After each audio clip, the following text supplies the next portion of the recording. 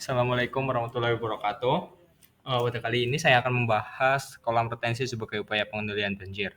Sebenarnya pengendalian banjir itu ada banyak caranya, yaitu bisa menggunakan dinding penahan, waduk, dan salah satunya merupakan kolam retensi. Pada kali ini yang akan kita bahas adalah kolam retensi. Banjir sendiri adalah suatu kondisi di mana tidak tertampungnya air dalam saluran pembuang atau palung sungai dan terhambatnya aliran air di dalam saluran pembuang sehingga meluap menggenangi daerah dataran banjir sekitarnya. Kemudian kolam retensi adalah kolam yang berfungsi untuk menampung air hujan sementara waktu dengan memberikan kesempatan untuk dapat meresap ke dalam tanah yang operasionalnya dapat dikombinasikan dengan pompa atau pintu air. Fungsi kolam ini adalah menampung air hujan langsung dan aliran dari sistem untuk diresapkan ke dalam tanah.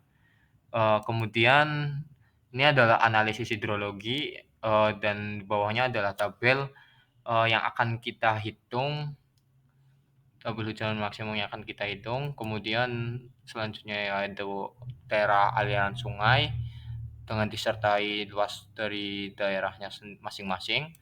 Kemudian pengukuran dispersi, pengukuran ini dapat dihitung dari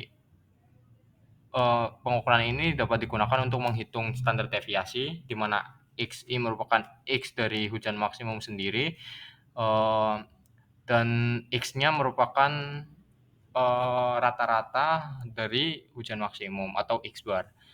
Kemudian didapatkan standar deviasi sebesar 28,3682 dan koefisien skewness-nya sebesar 0,77652, koefisien kurtosisnya sebesar 1,70532 dan koefisien variasi sebesar 0,2965. Kemudian pemilihan distribusi, dalam setiap distribusi itu ada syaratnya masing-masing.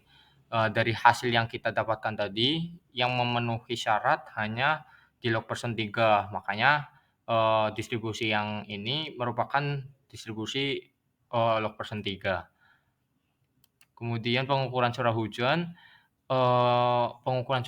dapat dihitung dengan nilai koefisien skewness sebesar 0,5391. Nilai ini didapatkan dari skewness logaritma dari hujan maksimum. Kemudian didapatkan nilai GS sebesar 0 pada tabel dalam skala ulang 5, 10, 20, 25, 50 hingga 10 tahun. Kemudian intensitas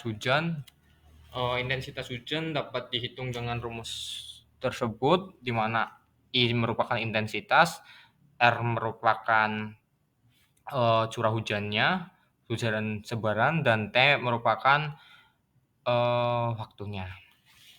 Kemudian didapatkan hasil pada tabel perhitungan koefisien pengaliran. Koefisien sendiri ini dapat dilihat di Google atau website yang lain. Dengan luas kita dapatkan dari gambar sebelumnya, dan C kali A di mana C merupakan koefisien dan A merupakan luas. Dari tabel itu kita dapat menghitung nilai angka koefisien pengaliran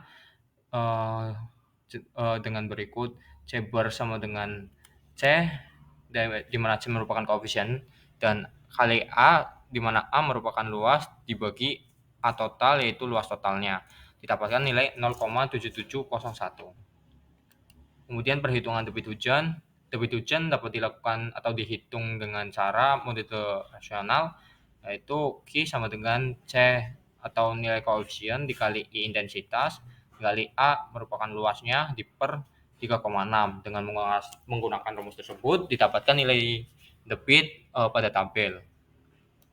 Kemudian perhitungan waktu konsentrasi. Waktu konsentrasi dapat dihitung dengan menggunakan rumus Kibridge dengan data-data yang sudah tersedia, yaitu L sama dengan 1180 dengan delta H sama dengan 6 dan S-nya itu pembagian dari L sama delta H. Dan kita akan menghitung waktu konsentrasi dengan rumus 0,0195 dikali L per akar es dipangkatin 0,77 dan ditemukan hasil 34,55175,395 menit. Kemudian ini merupakan ayat tentang siklus hidrologi. Quran surat An-Nur ayat 43. Bismillahirrahmanirrahim. Alam tara annallaha yusji sahaban summa yu'alifu bainahu summa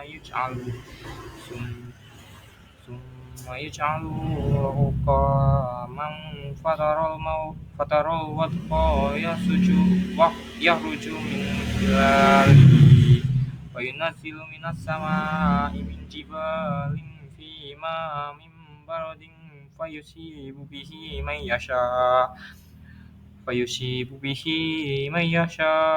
wa yasrifuhu man yasha yakadu sana barkihi yadhabu bil absar, yang artinya, tidakkah engkau melihat bahwa sesungguhnya Allah mengarahkan awan secara perlahan kemudian mengumpulkannya lalu menjadikannya bertumpuk-tumpuk, maka engkau melihat hujan keluar dari celah-celahnya. Dia juga menurunkan butiran-butiran es dari langit, yaitu dari gumpalan-gumpalan awan seperti gunung-gunung, maka dia menimpakannya butiran-butiran es itu kepada siapa yang dia kehendaki dan memalingkannya dari siapa yang dia kehendaki. Kilauan kilatnya hampir-hampir menghilangkan penglihatan. Sekian dari saya. Mungkin itu saja. Wassalamualaikum warahmatullahi wabarakatuh.